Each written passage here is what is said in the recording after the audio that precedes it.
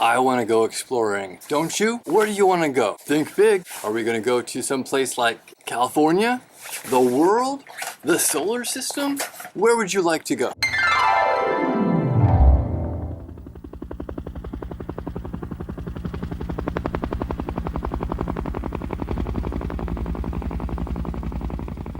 Temperatures get pretty extreme in some of these places. We'll want to be prepared for any temperature that we come across, whether it's a really cold temperature or a really hot temperature. How could we manage the challenges of cold weather camping? Let's talk a little bit about heat transfer. Heat transfer is the travel of heat from someplace that's warm to someplace that's cool. It can be conducted by something that's actually touching it, like if I'm laying on the ground here and I don't have a pad underneath me, some of that cold is going to suck the warmth out of my body and I'm going to sleep cold tonight. The metal of my camp chair is cold because it is conducting the heat away from my body into the metal. Heat can be radiated through space, like light.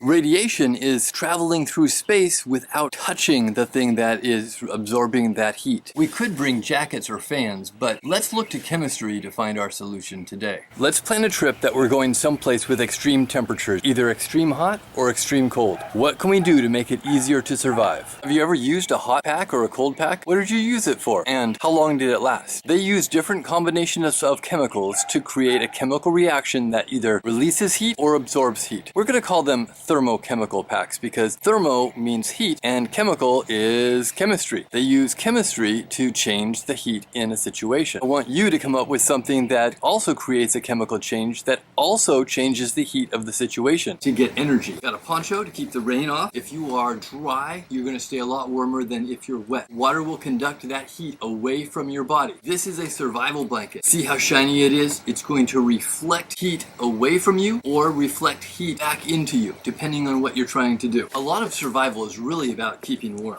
I've got here an emergency pack. This has some survival gear in it. Let's take a look at what we've got. I've got an emergency radio, an emergency first aid kit, some emergency food rations. I'm sure these are not terribly delicious, but they could save me by allowing me to have the sugar, the things that I need to break down food. I've got a safety glow stick in here. A glow stick is a chemical packet that when you break it, it releases some of the chemicals to mix with other chemicals, and when they respond, they have a chemical reaction. You can tell it's a chemical reaction because it is releasing light. Light is an indication of a chemical reaction here. These days, you gotta have an extra face mask, very important, and a little bit of drinking water in here too. That's my survival kit. Now, how do we know if a chemical reaction has occurred?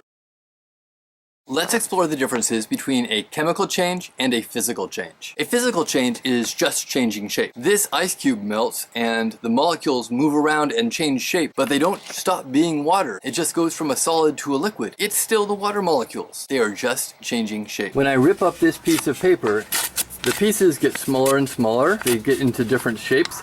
But no matter how small I rip this piece of paper, it's still going to be paper. It's still going to be pieces of paper. It's going to be the molecules that make up paper. Now, if we burn it, we can observe not only a physical change, but a chemical change as well. This chemical change is releasing some smoke. I can see that there is some gases arising from it that weren't there before. I can notice that there's a smell that wasn't there before. I can also notice that there is light. Light and heat are being left away from this, and that is something that is evidence of a chemical change. When I burn a candle, I know that the chemical change that's happening is an exothermic change because the heat is leaving the reaction. Exo means out, so this thermo, the heat, is leaving. Exothermic means that heat is leaving the reaction. When I combined vinegar and baking soda, I had a different type of reaction. The heat was being absorbed from the environment. It was getting cooler because all of the energy from the outside of the environment was going into the reaction. If I put my finger on the edge of it, I could feel the warmth from my fingers going into the jar that had the reaction happening. Exothermic means heat going out. Endothermic means heat going in. Exothermic means heat hot. Endothermic means it's cold. Taking a hot or cold pack with you on your adventure is a good idea. It might even help save your life. The question is, what's the best way to make one? Your challenge, dear students, is to figure out a way to make a Thermochem pack to assist you on your adventure. You are going to design it based on the materials that can go into the bag and what the bag is made out of. You will need to create a list of materials, some assembly instructions. You will also need to know, how are you going to know if you're successful? How will we know? We call this criteria and constraint. Criteria are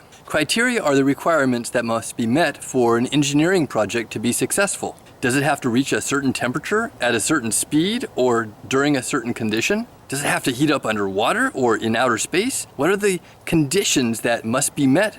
If I'm making a hot pack and I say it has to cook an egg to be successful, I might have a big challenge ahead of me. But if I say it has to raise the temperature by 6 degrees, well, that's something I can definitely measure. It might be achievable. Constraints are the limitations on a project. Constraints are the things that might hold you back from your engineering solution.